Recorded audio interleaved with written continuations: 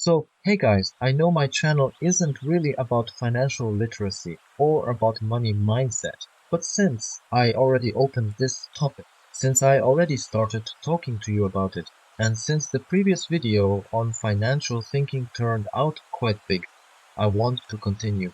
I shared with you how I moved toward a healthier financial mindset, how I formed it, how I built it, and what I realized on the way. And honestly, I still have more to say. I read your comments, and so many of you wrote that those videos came at the perfect moment, that you discovered a lot, that you noticed your own blocks, your own limiting beliefs, and that you saw money in a completely new way. For many of you, this topic opens something big, of course. We also had our billionaires in the comments who said that basically I didn't say anything useful, that it was all water, that the video had no value. And honestly, I'm very happy for them. If someone is truly such a financial genius, if they already know everything and everything is easy for them, then great. We'll all just be happy for them together. But for those of you who actually want to explore this topic, for those who feel that these things are not obvious truths, for those who want to learn something practical, based on my own experience, based on years of interaction with money, with resource distribution, with planning, then stay with this video until the end, because here I want to highlight more important points about money, about financial thinking, about how to relate to money, and about the patterns I noticed in myself, such as internal financial ceilings. So first of all, here's something I didn't have time to say in the previous video. I don't know how important this detail is, but for me, it was always natural. It became a habit. And I want to tell you about it, because maybe it will be important for you too. I always treated money with order, with structure. For example, when I put bills into my wallet, I always placed them from the smallest to the largest, and always facing the same direction. I never threw them in randomly, not because of superstition, but simply because I like order. I like structure. It brings clarity to my mind, and I carry that structure not only into everyday life, but into my thinking, into my planning, into my decisions. And this structure, it follows me everywhere. For example, when I plan my actions, or when I move towards some goal, I always build a kind of inner order, steps, sequence. What do I need to do first? Then, next, then, after that, to reach this goal. I talked about this very clearly in my course about intention, how intention is launched, and how you begin taking the right steps so that the goal becomes reachable. This kind of structure is always with me. For example, in everyday life, I always distribute things in my mind. Okay, I need to go here. I need to do this, then that, then after that. I'll take care of this. I don't mean a strict minute by minute daily schedule. I actually don't like that at all. I'm not one of those extremely rigid people, like Elon Musk or like autistic type scheduling personalities who must get up at 600 sharp, do this at 700 sharp. No, I'm a creative person. I like a bit of creative chaos in my day. When I wake up, when I start something, when I take breaks, I don't have a rigid timetable, but I always have structure, a direction, a clear understanding of where I'm going and what needs to be done. Even at work, people were always surprised. My boss would walk into the office and say, "I never see you doing anything." But somehow everything is always done. Because I knew exactly how to distribute my time. I always understood, okay, I'll sit a bit longer now, but in 10 minutes I'll switch, and I know exactly how long this task will take me. It was structure, a system. And with money, I had the same attitude. So yes, I arranged my bills neatly, but more importantly, structured my spending. And I want to emphasize something here. On one hand, like I told you in the previous video, I never restricted myself aggressively. If I wanted something, I allowed myself to have it, because I believed I deserve this, I can afford this. Not in the sense of reckless spending, but in the sense of respecting my desires. I've always thought that every person should try certain things at least once, even things considered for the rich, like oysters, for example. People treat things like that as something luxurious or unreachable.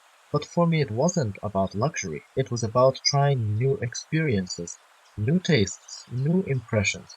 That is what life is, exploring life. But when it came to spending money, I always created structure. I always understood, okay, I need money for this, also for this, and this, and I would think, how do I allocate it? How much can I spend?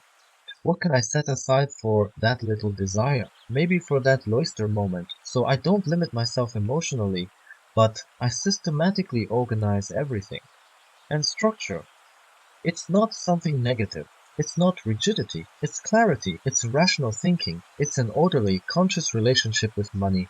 So when I structure my finances, it's not about restriction, it's about clarity. And like I said, I always check in with myself. What do I actually want right now? What do I truly need? What is my real desire at this moment? Because when we make purchases, the most important question is not, oh, this is too expensive for people like me, or this is only for rich people, or I can't afford that. No, no. The real question is, do I genuinely want this? Is this really what I need? Will this thing actually bring me something meaningful? Or is it just a lay impulse? Because self-internal tags, I'm not the kind of person who buys this, or I'm not worthy of that, or this is not for people, like all of this needs to go completely. Those labels destroy us. They keep us stuck in artificial limitations. And yes, by the way, if you're listening to these videos about financial thinking, please give them a like, leave a comment, so more people can reach this information. Because honestly, information like this is usually given only inside paid courses. People sell these insights, they package them, they call it coaching, and yet I'm explaining all of this here, openly, called freely. And of course, there will always be people who immediately devalue such information, who say, oh, this is nothing important, or this is just water, or why would anyone pay for that? But that's a separate issue. You know, I recently read comments saying things like, only something tangible has value. Only a finished product has value. Knowledge itself is worthless. And honestly, this is a very strange mindset. It's a mindset that completely ignores what humans have valued for thousands of years. Knowledge was always precious, always. Since ancient times, philosophers, teachers, scholars, Aristotle, Herodotus, Archimedes, their contribution was knowledge. Their work was ideas. Their value was wisdom. They created no physical objects, and yet they were valued more than kings at times. But some people today still live with the belief that intellectual work is nothing, that sharing thoughts is nothing, that knowledge should be free, and if you talk for 2 hours, well, that doesn't count as work. And here's the irony. When a person dismisses knowledge, he also dismisses himself. Because if you don't see value in knowledge, you don't see value in your own mind. You don't see value in your own growth. You don't see value in the ideas you create. This is the root of self-devaluation. It spreads everywhere, into money, into work, into relationships. That's why I always say, stop labeling yourself. Stop labeling others. Stop telling yourself that your work isn't important, or that your contribution is tiny, or that your effort is meaningless. Everyone's work matters. Everyone's contribution matters. Even the simplest job in society. It's never nothing. Someone in the comments mentioned janitors, cleaners, people with very low salaries, and they were right. Imagine cities without them. Imagine public spaces without them. Imagine life without those people who hold everything together quietly behind the scenes. This constant devaluation is a disease. It destroys people from the inside, and it destroys their financial thinking too. Because a person who doesn't value himself cannot value his time, cannot value his energy, cannot value his skills, and therefore cannot value money. And there's another important thing here. We often underestimate the value of the work people do at home. This applies to women and to men. There's this strange belief that work done inside the home cooking, cleaning, fixing things. Maintaining order has no value, as if it doesn't count. But it is work, it is energy, it is time, and it is a huge part of the functioning of any family. Many people, especially women who stay at home, fall into this trap of thinking, I'm nobody, I don't earn money, I only look after the house and the kids. Everything important is done by him. But that's completely wrong, because without one partner taking care of the home, the other partner simply couldn't work the way he works. He couldn't earn what he earns. He couldn't function the same way. Relationships are always a contribution of two people. Always. Both invest. Both carry a part of the load. Even the law recognizes this. In most countries, everything earned inside a marriage is considered shared property because both contribute, just in different forms. So please respect your work, respect your contribution. Don't let anyone treat it as nothing, and don't treat it as nothing yourself, because money is just one type of resource. But your time, your effort, your care, these are also resources, and they are priceless. And again, this applies to men too. Some men earn less than their partners. Some feel insecure about it. Some feel small, unnecessary, or useless. But you need to look at the whole picture. Ask yourself, what do I contribute? What do I bring into the relationship, into the home, into the family? Because everyone brings something. Everyone. I've seen many people, both men and women, who work hard, who truly give a lot, yet they still carry this sentence of, I'm not doing enough, I'm not doing enough, I need to give more, and more, and more. And the sad thing is, people who truly do nothing usually do not feel guilty. The guilt appears mostly in those who actually work the hardest. They are the ones who constantly feel that they must push more, give more, be better, offer more. They burn themselves out trying to become useful enough in someone else's eyes. This is self-devaluation. Nothing else, and it destroys a person's inner world. It kills their self-respect. It kills their strength. It kills their financial confidence. When someone overgives constantly, never receives anything back, never hears gratitude, never sees appreciation, they break inside. And very often, this is exactly why many people fall into binge drinking on weekends. This is not about loving alcohol, it's about missing dopamine. All week they work, they give, they exhaust themselves, and no one notices, no one thanks them, no one appreciates them, no one rewards them. So the brain says, I need at least something to feel better. And that something becomes alcohol, or cigarettes, or other cheap dopamine sources. People numb the feeling of I am invisible, I am unvalued, I am drained. And this happens everywhere, every city, every job, every family. And the same thing happens with smoking. Those little chemical hits give a fake sense of relief, a fake sense of calm, a fake sense that everything is okay. People who live with constant inner pressure reach for anything that gives at least a moment of release, even if it's destroying them. And this is not about blaming anyone. This is about understanding what's really happening inside. So yes, many different dependencies exist. Not only alcohol, not only cigarettes. There are stronger substances too, but that's a different topic. Still, the root is often the same. A person who feels empty, unseen, unappreciated, tries to fill that emptiness through whatever is available. But we're not talking about addictions here. We're talking about resource thinking and financial thinking and how all of this connects, because in reality, money is only one part of resource thinking. Your energy is a resource. Your time is a resource. Your effort is a resource. Your contribution is a resource. And all of this, absolutely all of it, needs to be acknowledged and respected. So value your work, whatever your work is. Don't let anyone diminish it. Don't let anyone tell you that what you do is nothing. And don't diminish it yourself either. For many people, these limiting beliefs appear out of nowhere, just suddenly. I'm not doing enough, I'm ineffective, I should give more, I don't deserve anything yet.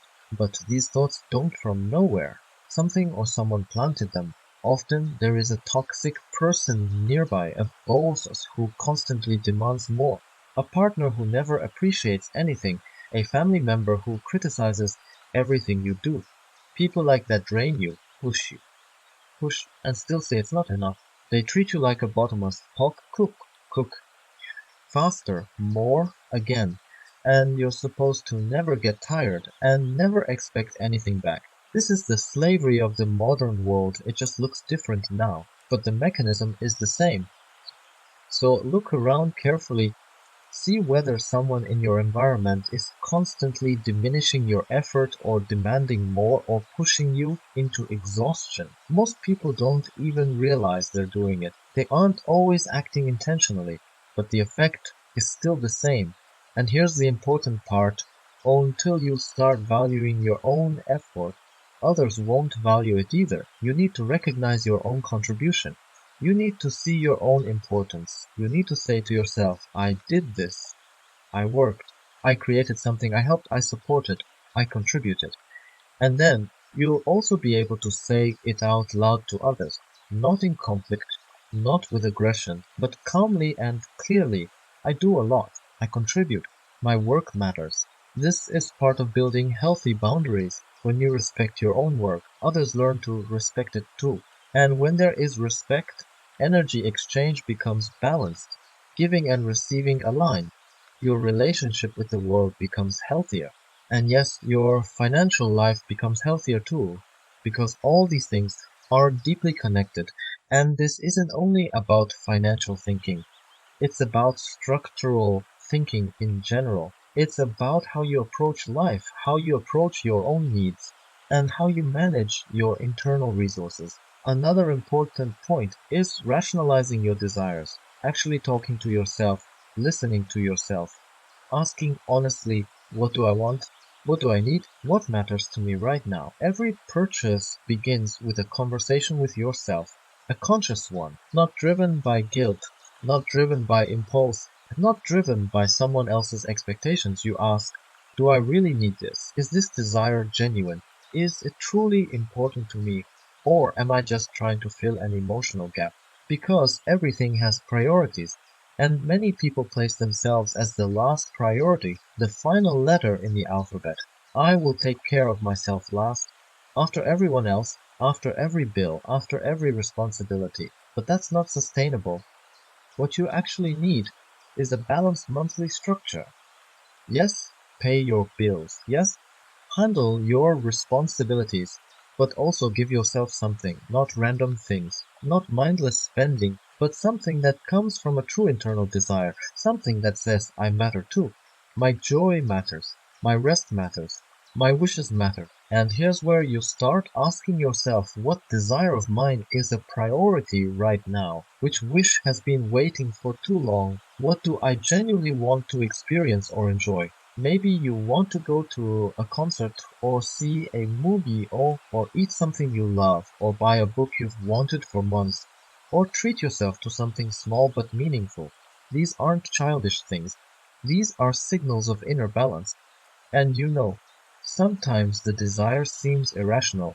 I've wanted this for so long, but it feels silly. It feels unnecessary. It feels like a waste of money. But if it is something your soul keeps returning to, something that brings genuine warmth inside, then it is not silly. It is a need. Learning to feel yourself, learning to hear yourself, learning to respond to yourself, that is one of the most important habits you can develop, because when you die every small wish, your inner world closes, your energy collapses, your creativity dies, and your financial flow blocks up. When you allow yourself the small things you truly desire, your inner energy opens again. Your mind becomes clearer, your drive returns, and that affects everything, including money. So let's continue with this idea of inner balance, because when a person constantly gives, constantly works, constantly invests energy into everything around them, but never receives anything back, not even a simple thank you, something inside begins to break. And when that inner balance breaks, people start reaching for substitutes, cheap dopamine, something that at least gives a momentary feeling of I exist, I matter, I can feel something. For many people, that substitute becomes alcohol. Every Friday, every weekend, they're trying to numb the emptiness. This is not about the love of alcohol. This is about the lack of psychological reward, a lack of emotional return, a lack of recognition. This is what the brain does when it's starved of dopamine. When all week you've worked and worked and worked, and no one appreciated it. No one acknowledged it. No one validated your effort. Your brain says, I need relief. I need something that feels like a reward.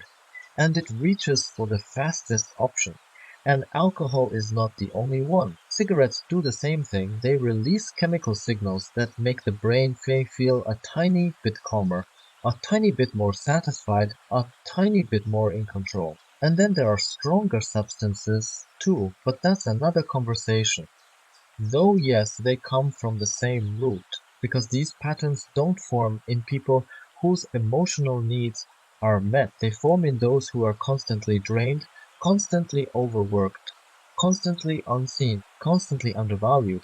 The mind starts collapsing, the body follows, and habits become survival mechanisms. But let's come back to our topic, resource thinking, money, energy, structure. Because all of this ties together in one system. Your financial flow depends on the inner flow. Your money habits depend on your emotional habits.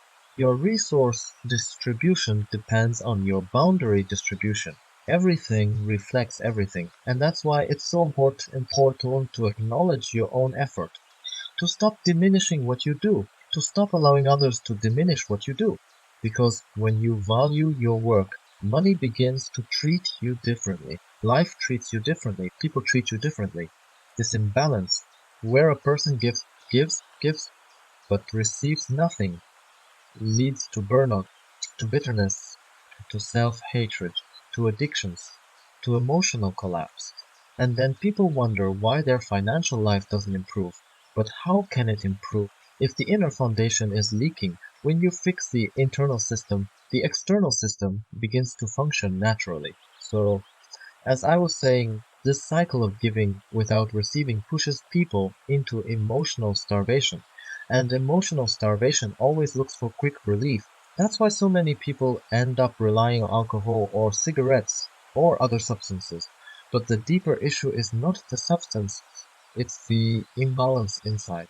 A person feels unseen, unheard, unappreciated, and they're trying to soothe that emptiness with something external. And this happens even more often when a person doesn't allow themselves to celebrate achievements, to reward themselves, to recognize their own effort. They keep climbing this endless mountain, never stopping, never acknowledging progress, never letting themselves feel, I did something good today. And without that pause, without that inner recognition, your system never replenishes itself, so it collapses. This is why I said in the previous video, you have to start small. You have to begin with I'm proud of myself. I'm doing well. I deserve something nice. Not waiting for someone else to praise you, to reward you, to validate you, but giving it to yourself first. Because if you don't do it, your brain will look for another way to get that dopamine. And most people reach for the cheapest option, alcohol, cigarettes, random emotional escapes. But when you choose a healthy reward, a walk, a dessert, a small treat, a quiet rest, something you genuinely enjoy, you create a normal resource cycle inside yourself. You give energy, and you also receive energy. And this balance is exactly what prevents that feeling of being squeezed dry, like a lemon. And one more thing, these situations rarely come from nowhere. There is usually a background environment that reinforces this pattern. A toxic workplace, a boss who constantly demands more and never acknowledges your effort, a family member who always complains and never says thank you, a partner who takes everything you do for granted. These dynamics make a person work harder and harder while receiving less and less in return. They become the endless pot, always cooking, always giving, never resting, never receiving. And that is emotional slavery, the modern version, clean on the outside, but devastating on the inside. And most of the time, people who behave this way don't even realize what they're doing. They aren't consciously trying to drain you. They just don't see it. They don't notice your effort. They don't understand how much energy you invest. But still, the effect remains the same. And here's the key point: until you start valuing your own effort, no one else will. When you treat your contribution as normal, as nothing special, as not worth mentioning, other people reflect that attitude back at you. So you need to begin by recognizing it yourself. You need to say internally, I do a lot. I contribute. My actions have value. My work has weight. And when you start to feel that inside, you will naturally express it outside, not through conflict, not through demands, but through calm clarity. I did this. I am responsible for this. I bring value. This is how healthy boundaries begin, not by fighting, but by quietly and confidently acknowledging your own worth. And when you start honoring your own effort, other people gradually begin to honor it too. This is how the imbalance slowly corrects itself. This is how the giving and receiving return to equilibrium. And yes, this affects everything: your inner world, your relationships, your energy levels, and your financial life, because money follows the structure of how you treat yourself. Now, I want to return to the topic of rationalizing desires. This is extremely important. Talk to yourself. Ask yourself what you truly want, what matters to you, what your priorities are. Because financial thinking isn't only about budgets or saving or discipline. It's about understanding your inner world, understanding what you need, understanding what brings you joy, understanding what feels meaningful to you. Every purchase starts way before the purchase. It starts with the question, what do I want right now, and why do I want it? This is what I meant earlier when I spoke about prioritizing yourself, not as the last letter in the alphabet, but as someone whose needs matter too. And when you plan your monthly expenses, yes, responsibilities come first: bills, food, home, but there must always be a place for something that nourishes you, not random spending, but conscious joy. And this is where priorities come in, because many people live their whole lives putting themselves last, pushing their own desires aside, telling themselves, I don't really need this, maybe later. It's not important, but it is important. So when you look at your month, your expenses, your responsibilities, ask yourself honestly, what do I really want right now? Which desire has been waiting for too long? What would genuinely make me feel alive, inspired, fulfilled? Maybe you want to go to a concert, or you want to watch a movie at the cinema, or enjoy a good dinner, or finally buy that book you've been thinking about for months. Maybe it's something small, maybe it's something symbolic, maybe it's something simple. But if your soul wants it and keeps returning to it, then it matters. This isn't about mindless consumerism. This is about emotional nourishment, about letting yourself experience joy. Because denying every desire slowly kills your inner world. It shuts down your creativity. It blocks your resource flow. And yes, it blocks your financial flow as well. Learning to feel yourself, to hear yourself, to respond to yourself, that is a skill, a very important one. And when you finally give yourself something you truly wanted, not from impulse, not from pressure, but from genuine desire, your inner energy changes. You feel warmer, clearer, more alive. This is what restores balance inside you. This is what supports your financial thinking. That's all for today. Thanks for watching. Please like, subscribe, and share my channel. Become a member of my Telegram channel and discuss with like-minded people as a supporting club member.